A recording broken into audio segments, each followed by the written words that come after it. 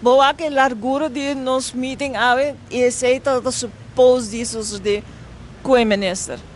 Pero nunca ele atende nos arriba nos problemática de transporte.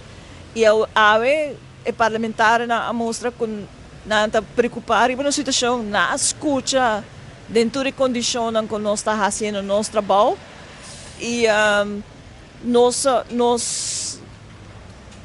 purba para fazer diálogo com o ministro.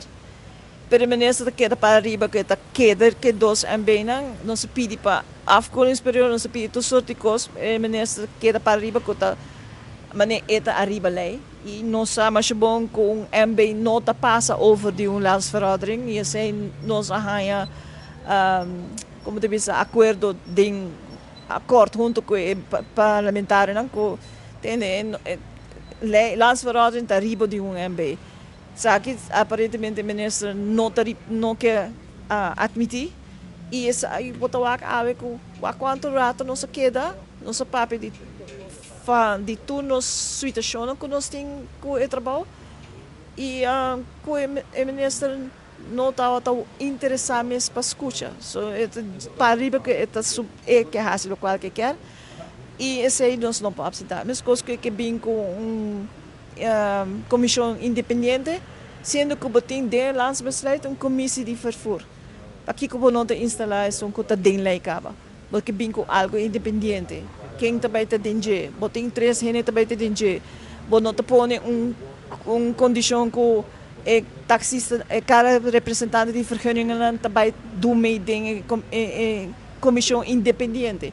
Só você buscar uma maneira para trabalhar para fora de lei. E isso aí nós não podemos aceitar isso aí. Nós temos lei que é para que não pode trabalhar junto com a lei. Porque você trabalha arriba de lei ou para fora de lei. E a senhora aceita, mas um motivo para que a reunião dura praticamente 40 minutos. Então a reunião basta cortico. Dura roupa, mas você para agora dentro do colírio com o ministro Ursula Arons que você não está perdendo nenhum caminho. Então, eu não quero falar atrás, eu não quero com sua palavra vale mais que qualquer de outro que está no país aqui e assim não pode sentar com pessoas na mesa.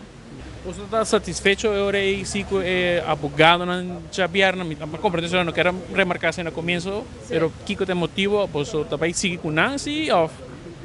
Esse aí meu grupo vai decidir e beber back, que nós também fazer next step.